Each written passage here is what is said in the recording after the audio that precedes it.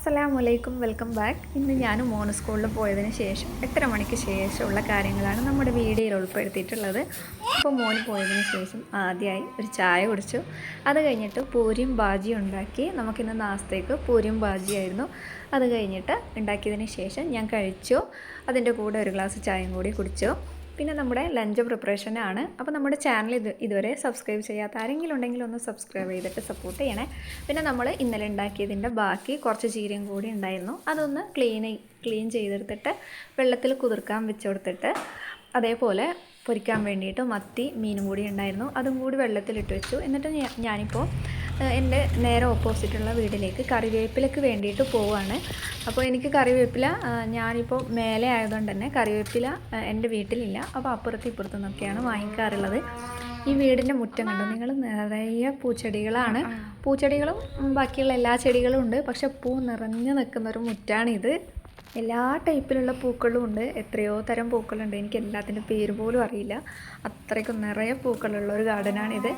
ഇങ്ങനെ നമ്മൾ അങ്ങോട്ടേക്ക് കയറുന്ന വഴി ഇതേപോലെ ലൈനായിട്ട് കുറേ പൂക്കളുണ്ട്. പിന്നെ ഇതേ ആ കാണുന്നതാണ് നമ്മുടെ വീട്. അതിന് താഴെയായിട്ട് നമ്മുടെ കാറും പാർക്ക് ചെയ്തിട്ടുണ്ട്. പിന്നെ കറിവേപ്പിലയും കിട്ടി. നമ്മുടെ വീട്ടിലേക്ക് മേലെ സ്റ്റെപ്പ് കയറുന്ന വഴിയാണിത്. ഇതേപോലെ ഒരു ചെടിയും കൂടി അവിടെ വെച്ച് കൊടുത്തിട്ടുണ്ട്.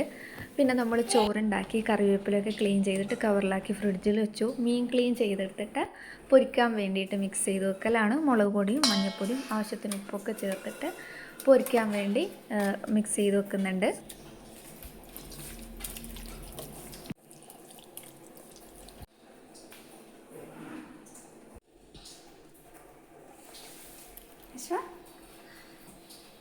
പിന്നെ ചീര മുറിച്ചെടുത്തിട്ട് വറവുണ്ടാക്കി. അപ്പോൾ നമ്മളിത് ഉണ്ടാക്കുന്നത് ഇന്നലെ വീഡിയോയിൽ കാണിച്ചിട്ടുണ്ടായിരുന്നു. സെയിം മെത്തേഡിലാണ് ഇന്ന് ഉണ്ടാക്കിയിട്ടുള്ളത്.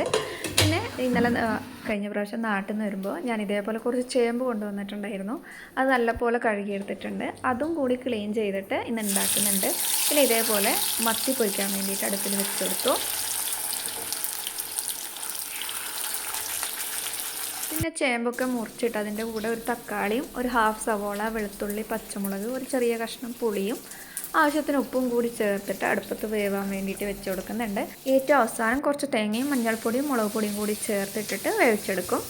ഒരു സൈഡ് നമ്മുടെ മീനൊക്കെ പൊരിഞ്ഞു വന്നിട്ടുണ്ട്. അപ്പോൾ നമ്മുടെ ഇന്നത്തെ ലഞ്ചൊക്കെ റെഡിയായി. അപ്പോൾ വീണ്ടും നല്ലൊരു വീഡിയോ ആയിട്ട് വരാം. അപ്പോൾ നിങ്ങൾക്ക് ഈ വീഡിയോ ഒരുപാട് ഇഷ്ടപ്പെട്ടെന്ന് കരുതുന്നു. ഇഷ്ടപ്പെട്ടെങ്കിൽ ലൈക്ക് ചെയ്യാൻ വേണ്ടിയിട്ട് മറക്കരുത്.